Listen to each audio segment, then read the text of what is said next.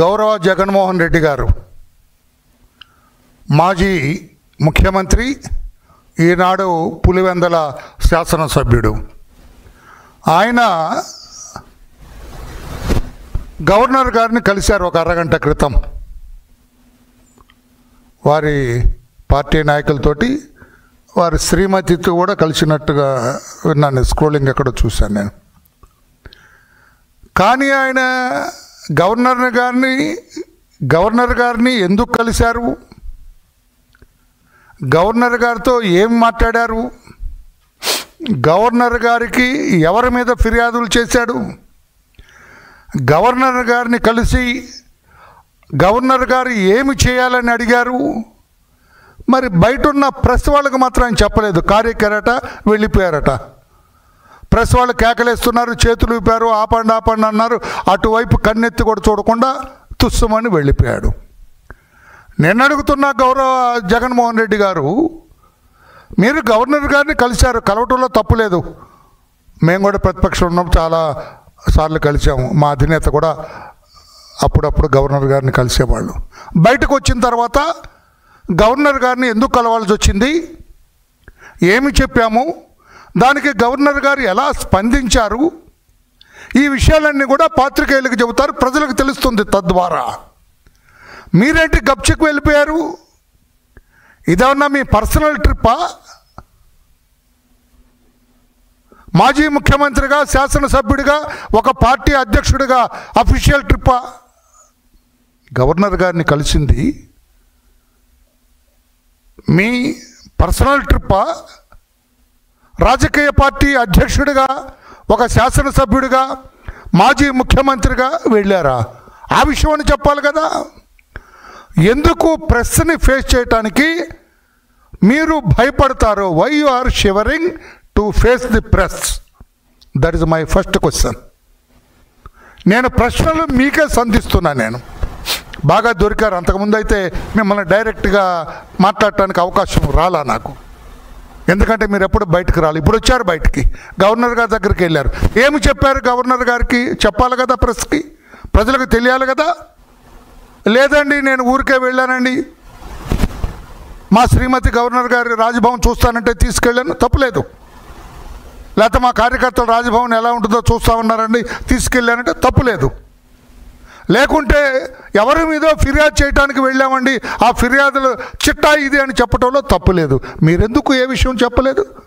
తుర్రమని ఎందుకు వెళ్ళిపోయారు? తుపాకీ కూడా దొరకకుండా కారణం చెప్పండి, సమాధానం చెప్పండి. రాష్ట్ర ప్రజలు ఉత్కంఠతో చూస్తారు కదా. గవర్నర్ గారి దగ్గరికి వెళ్ళారు, ఈయన ఏం చెప్పారు గవర్నర్ గారికి, గవర్నర్ గారు ఏమన్నారు, ఏం ఫిర్యాదులు చేశారు, లేకపోతే ఎందుకు వెళ్ళారు, ఏం జరుగుతుంది అని అంటారు కదా. పోనీ గవర్నర్ గారిని కలిసి, పత్రికా సోదరుల, I would like to draw your attention, ఒక్కసారి నా కళ్ళకు చూడండి. గవర్నర్ గారిని కలిసి మా కసిరెడ్డి, మా పార్టీ నాయకులు మీద, చాలామంది మీద ఎఫ్ఐఆర్ ఇష్యూ చేసి సిట్ దర్యాప్తు చేస్తూ ఉంది. ఇప్పటికే దాదాపు 12-13 అరెస్ట్ చేశారు, జ్యుడిషియల్ కస్టడీలో ఉన్నారు. నాకు అత్యంత సన్నిహితుడైన చెవిరెడ్డిని కూడా అరెస్ట్ చేశారు, రిమాండ్లో పెట్టారు. ఈ కేసు ఇంకా పకడ్బందీగా, క్షుణ్ణంగా, ఆధారాలతో సహా దర్యాప్తు చేయండి అని కోరారా గవర్నర్ గారిని? మీరు క్యాచ్ చేయాలా? అంటే ఈ కేసు సిట్ ఇంకా గట్టిగా దర్యాప్తు చేయాలా? ఎవడెవడు తప్పు చేశారు, మా పార్టీ వాళ్ళైనా సరే, నాకు అత్యంత సన్నిహితులైనా సరే, నేనైనా సరే, తప్పు చేస్తే ఎవరిని వదలొద్దని చెప్పండి సిట్కి అని గవర్నర్ గారిని కోరటానికి వచ్చారా? ఇంకా కన్ఫ్యూజన్గా ఉంది ఫేస్. గవర్నర్ గారిని జగన్మోహన్ రెడ్డి గారు వెళ్ళి నమస్కారం పెట్టి ఈ సిట్ దర్యాప్తు కూలంకషంగా దర్యాప్తు చేయమనండి. ముద్దాయిలు ఎంతటి వారైనా వదలటానికి వీల్లేదు, నిజానిజాలు బయటకు తీయాలా. ఒకవేళ మా వాళ్ళు నిజంగానే నాకు తెలియకుండా ఒకవేళ మద్యం కేసులో 3,500 కోట్లు కొట్టేస్తే ఎవరిని వదలొద్దు. ఒకవేళ నా దగ్గరికి ఏదో రాస్తున్నారుగా, ఏదో చీఫ్ బాస్ అని రాస్తున్నారుగా, ఆ బిగ్ బాస్, ఒక బిగ్ బాస్ నేనే అయితే నన్ను కూడా వదలొద్దు, చట్టం ప్రకారం యాక్షన్ తీసుకోమని కోరారా? లేకపోతే మా వాళ్ళు శుద్ధపూసలండి, ఎవరు అసలు సారా వాసన కూడా చూడరండి, ఒక్కొక్కడికి ఒక్క పాస్పోర్ట్ తప్ప 2-3 పాస్పోర్ట్లు లేవండి, ఒక్కడు కూడా దుబాయ్కి ఎవడు వెళ్ళలేదండి. ఎప్పుడు ఒక్కడు కూడా దుబాయ్లో నోట్ల కట్ల మీద పడుకోలేదండి. ఒక్కడు కూడా మాకు ఒక్క డెన్న కూడా లేదండి అని ఏమని చెప్పారా? ఏదో చెప్పాలి కదన్నా జగనన్న. చెప్పకుండా మీ దాన్ని మీరు వెళ్ళిపోతే ఏమనుకోవాలి? పాప పాత్రికేయులు ఏమి రాసుకోవాలి? చెప్పలేదు. నేను అంటున్నాను, నేను జగన్మోహన్ రెడ్డి గారు, పీకల దాకా కూరుకుపోయింది మీ పార్టీ. మద్యం కుంభకోణంలో మీ పార్టీ పీకల దాకా కూరుకుపోయింది. Everybody knows. రాష్ట్ర ప్రజలందరికీ, దేశ ప్రజలందరికీ కూడా తెలిసిపోయింది. ఒక్క 100 కోట్ల లిక్కర్ స్కామ్కే కేజ్రీవాల్ ప్రభుత్వం కొట్టుకుపోయింది. అల్లల్లాడిపోతున్నాడు ఇప్పుడు కూడా అతను, మళ్ళా టు రీగైన్ హిజ్ ఇమేజ్. అటువంటిది 3,500 కోట్లు. నిన్న ఇక్కడ పేపర్లు చూసా, even it will be more అని, ఇంకా ఎక్కువ ఉండొచ్చు అని చెప్పి కొట్టేశారని చెప్పి సాక్ష్యాలతో సహా నోట్ల కట్టలు ఎక్కడికి వెళ్ళినాయి, ఏమైనాయి అన్నీ చెప్పి కూడా దొంగ పాస్పోర్ట్లతో వెళ్ళినారు సార్ మీ కసిరెడ్డి. మీకు తెలుసా? జగన్మోహన్ రెడ్డి గారు పేరు మార్చుకొని వెళ్ళినాడు సార్. అక్కడే కదా దొరికాడు అతను, ఎయిర్పోర్ట్లో. ఒక క్షణం ఆలస్యం అయితే చెవిరెడ్డి కూడా దొరికేవాడు కాదు. సిట్ దర్యాప్తు చేస్తుంది. నేను ఆ కేసులోకి వెళ్ళట్లేదు, ఇక అంతకంటే ఎక్కువ వెళ్ళను నేను. ఆ case SIT, it will take, law will take its own course. SIT దర్యాప్తు జరుగుతుంది, చట్టం తన పని తాను చేసుకుంటూ పోతుంది. అది అంతవరకు. రెండో విషయం అడుగుతున్నాను జగన్మోహన్ రెడ్డి గారు, మీరు ముఖ్యమంత్రిగా ఉన్నారు. మీరు ముఖ్యమంత్రిగా ఉన్నప్పుడు జే బ్రాండ్ల మద్యంలో విషపూరితమైన పదార్థాలు ఉన్నాయని చెన్నైలోని ఎస్జిఎస్ ల్యాబ్ నిర్ధారించింది. ఎస్జిఎస్ అనే ల్యాబ్ మీరు సరఫరా చేసిన మద్యంలో విష పదార్థాలు ఉన్నాయని చెప్పి నిర్ధారించింది. నిజమా కాదా? సో డ్యూరింగ్ యువర్ రెజ్యూమ్, మీరు 5 సంవత్సరాలు ముఖ్యమంత్రిగా ఉన్నప్పుడు విష పదార్థాలు, spurious liquor has been sold during your resume. నిజమేనా? అమాయకులు వాళ్ళ అలవాటు, వాళ్ళ బలహీనతని ఆసరాగా చేసుకొని విషపూరితమైన మద్యాన్ని అమ్మినారు. వాళ్ళకి వేలాది మంది ప్రాణాలు పోగొట్టుకున్నారు. ఆంధ్రప్రదేశ్ రాష్ట్రంలో గౌరవ జగన్ గారు మీ ముఖ్యమంత్రిత్వంలో ఈ అవినీతి వల్ల, ఈ మద్యం కుంభకోణం వల్ల, ఈ జే బ్రాండ్స్ స్పూరియస్ లిక్కర్ వల్ల వేలాది మంది తెలుగు మహిళల పుస్తలు తెగి మంటల్లో కాగిపోయినాయి. మీకు తెలుసా? వేలాది మంది ఈ మద్యం త్రాగి చనిపోయినారు. మీకు తెలుసా? Are you not responsible for all these things? ఈ చావులకి మీరు కారణం కాదా? ఈ తెలుగు మహిళల పుస్తలు తెగి మంటల్లో కాగటానికి ఆనాటి ముఖ్యమంత్రిగా మీరు కారణం కాదా? మీ వాళ్ళ అవినీతి కారణం కాదా? మీ వాళ్ళ దొడ్డిదారి సంపాదన కారణం కాదా? ఎంతోమంది, ఎన్ని కుటుంబాలు నాశనమైనాయి సార్ జగన్మోహన్ రెడ్డి గారు మీ వాళ్ళ అవినీతి వల్ల. మీ పేరు నేను అంటలేదు, ఇంకా రాలేదు కదా మీరు అంతదాకా. మీ వాళ్ళ అవినీతి వల్ల ఎన్ని కుటుంబాలు బజార్న పడ్డాయి. కుటుంబం పెద్ద పోతే ఆ కుటుంబం ఏమైతే చిన్న భిన్నమైపోద్ది ఆ కుటుంబం. ఇంకా నేను మీకు తెలియజేస్తూ ఉన్నాను, నేను 2020-24 మధ్య కిడ్నీలు దెబ్బతిన్నవాళ్ళు, మీ జే బ్రాండ్ మద్యం త్రాగటం వల్ల కిడ్నీలు దెబ్బతిన్నవాళ్ళు 2020లో 15,363 మంది, 2021లో 15,058 మంది, 2022లో 16,108 మంది, 2023లో 20,303, 2024లో మీ ఆఖరి సంవత్సరం పాలన 23,000 బాగా పెరిగింది, 23,553 మంది. అంటే మీ 5 సంవత్సరాల పాలనలో ఈ విషపూరిత కల్తీ జే బ్రాండ్స్ మద్యం త్రాగి 90,380 మంది, ఐ రిపీట్ 90,385 మంది కిడ్నీలు దెబ్బతిన్నాయి. Their kidneys are not functioning. ఇది కాకి లెక్కలు కాదు. తర్వాత 20లో 4,917 మంది కాలేయం దెబ్బతిన్నది. కాలేయం అంటే లివర్. 20లో 4,917, 21లో 2,186, 22లో 3,632, 23లో 7,411, 24లో 11,223.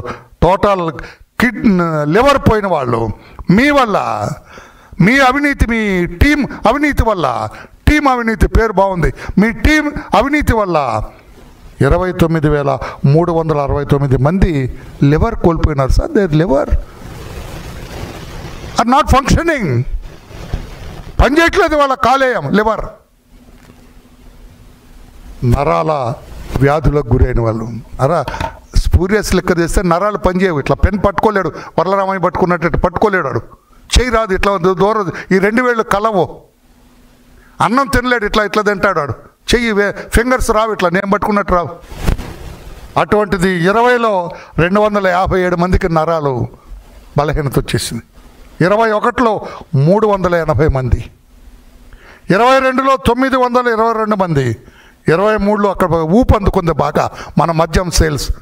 జగన్ గారు బాగా ఊపు అందుకుంది. అప్పటికి 3,458 మంది 23లో, 24లో 7,000 తారాస్థాయికి చేరింది. 7,646 మంది 24లో. టోటల్గా 12,663 నరాల బలహీనతకు గురయ్యారు. ఇక న్యూరో సర్జన్ వచ్చి వాళ్ళని ట్రీట్ చేయాలా? వీటన్నిటికీ కారణం ఎవరని నేను అడుగుతున్నాను. నేను, మీరు కాదా ముఖ్యమంత్రిగా? మీ టీం అవినీతి కాదా? విషపూరిత మద్యం సరఫరా కాదా? ఇన్ని కుటుంబాలు నాశనం అయిపోవటానికి, ఇంతమంది ఆరోగ్యాలు చెడిపోవటానికి, ఇంతమంది లివర్ పోవటానికి, ఇంతమంది కిడ్నీలు దెబ్బతింటానికి, ఇంతమంది నరాల బలహీనతకు గురి కావటానికి మీ అవినీతి కారణం కాదా జగన్మోహన్ రెడ్డి గారు అని చెప్పి నేను అడుగుతున్నా. మీ అవినీతి టీం వల్ల కాదా జగన్మోహన్ రెడ్డి? ఎంత అడాస్ట్ అండి. రాష్ట్ర ప్రజలు కూడా గమనించాలా, పాత్రికేయ సోదరులు కూడా గమనించాలా, మిగతా పొలిటికల్ లీడర్స్ కూడా గమనించాలి. Leave aside politics. ఇంతమంది నరాల బలహీనతకు గురైతే, ఇంతమంది కిడ్నీలు పోతే, ఇంతమంది లివర్ పోతే, వేలాది మంది చనిపోతే చీమతెత్తు లేకుండా మా వాళ్ళు శుద్ధపూసలని చెప్పాలని జగన్మోహన్ రెడ్డి గారు ప్రయత్నం చేయటం న్యాయమా? మానవత్వం ఉండదా? జాలి దయ ఉండదా మీకు? ఇంతమంది చనిపోతే ఆలోచించరా జగన్ గారు? ఆ రోజున 27 మంది చనిపోయారండి జంగారెడ్డిగూడెంలో కల్తీ మద్యం దాగి. కంట్రోల్ చేయగలిగినారా? మీ అవినీతి వల్ల, మీ అవినీతి ఎజెండా. మీరు అధికారంలోకి వచ్చింది అవినీతి కోసం వచ్చారు. Not to rule the state, not to serve the people. ప్రజలకు సేవ చేయడానికి రాదు, పరిపాలించడానికి కాదు, అవినీతి కోసమే మీరు వచ్చారు రాజకీయాల్లోకి. మీ అవినీతి సొమ్మును దాచుకోవటానికి, చట్టబద్ధం చేసుకోవటానికి వచ్చారు మీరు అవినీతి అధికారంలోకి లేకపోతే రాజకీయాల్లోకి. అందుకే నేను అడుగుతున్నా, again I would like to draw the attention of the press. నేను ఇప్పుడు అడుగుతున్నా, గౌరవ డీజీపీ గారిని అడుగుతున్నా, సిట్ దర్యాప్తు, సిట్ ఏదైతే వేసిందో అవినీతి మీద దర్యాప్తు చేయనివ్వండి. పత్రికా సోదరులారా నా వైపు చూడండి. సిట్ దర్యాప్తు అది జరుగుతుంది, అది చేస్తుంది. నేను చెప్పేది is nothing to do with this SIT. డీజీపీగా మీరు ఇంతమంది చావులు, ఇంతమంది కిడ్నీలు పోగొట్టుకోవటం, ఇంతమంది కాలేయం దెబ్బతింటాం, ఇంతమంది నరాల బలహీనత, వీటన్నిటికీ కారణం జగన్మోహన్ రెడ్డి గారి అవినీతి, జగన్మోహన్ రెడ్డి గారి అసమర్థ పరిపాలన, వాళ్ళ దురుద్దేశం కారణం కనుక వీళ్ళు పరోక్షంగా కానీ ప్రత్యక్షంగా కానీ ఇంతమంది మరణాలకు వీళ్ళు కారణమయ్యారు. వాళ్ళకి తెలుసు కల్తీ మద్యం తాగితే చస్తారని తెలియదండి. Direct question I'm asking respected Jagan గారు, మాజీ ముఖ్యమంత్రి వర్య. కల్తీ మద్యం తాగితే చస్తారని మీకు తెలీదు? కల్తీ మద్యం తాగితే లివర్ పోతుందని మీకు తెలీదు? కల్తీ మద్యం తాగితే కిడ్నీలు పోతాయని మీకు తెలీదు? కల్తీ మద్యం తాగితే నరాల బలహీనత వస్తుందని మీకు తెలీదు? ఆ చెవిరెడ్డి ఎవరో చెప్పాడు మొన్న, ఎక్కడో విన్నాను నేను, కోర్టులో ఎక్కడో, మా బంధువులు ఇద్దరు తాగి చచ్చిపోయారండి అని. ఇటువంటి తాగితే చచ్చిపోతారండి? ఇది తెలీదా మీకు? తెలిసి కూడా వాళ్ళ చావుకు కారణమయ్యారు కనుక డీజీపీ గారు get a separate case be registered. Jaganmohan Reddy ఈ టీం మీద ఎవరైతే స్పూరియస్ మద్యం, కల్తీ మద్యం, విషపూరిత మద్యాన్ని ప్రజలకు సరఫరా చేశారో, ఆ వినియోగదారులకు సరఫరా చేశారో, వాళ్ళ చావుకు కారణమయ్యారో, వాళ్ళ లివర్లు పోవటానికి కారణమయ్యారో, కిడ్నీలు పోవటానికి కారణమయ్యారో, నరాల బలహీనతకు కారణమయ్యారో వాళ్ళందరి మీద సపరేట్ కేసు రిజిస్టర్ చేయండి. It is a criminal offence. చట్టం కాస్తా కూస్తో తెలిసిన వాడుగా నేను చెబుతున్నాను. గౌరవ డీజీపీ గారు, మీకు తెలుసు, మీ లీగల్ టీంకి తెలుసు, this is nothing but A criminal offence.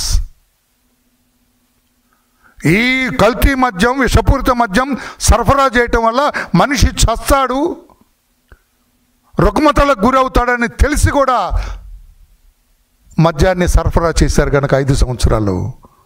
This is an offence under culpable homicide, not amount to murder.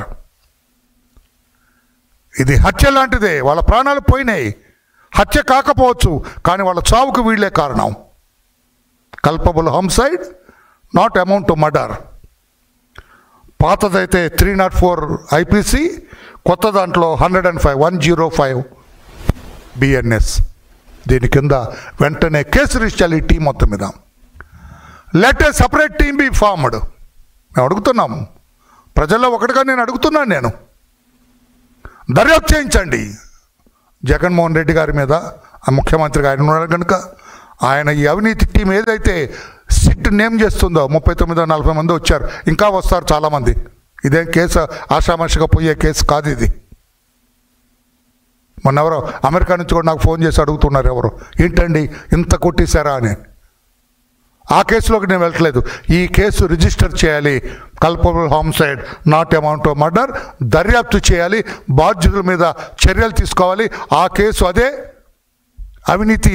ఆ కేసు ఆరోగ్యాలకి, కుటుంబాల నాశనానికి, శారీరకంగా మరణాలకి, శారీరకంగా రుగ్మతలకి కారణమైనందుకు ఈ కేసు రిజిస్టర్ చేసి బాధ్యులందరినీ కూడా చట్టానికి పట్టించాలి, అరెస్టు చేయాలి, చట్టం తన పని తాను చేసుకుపోవాలని చెప్పి కూడా గౌరవ డీజీపీ గారిని కోరుతూ ఉన్నా.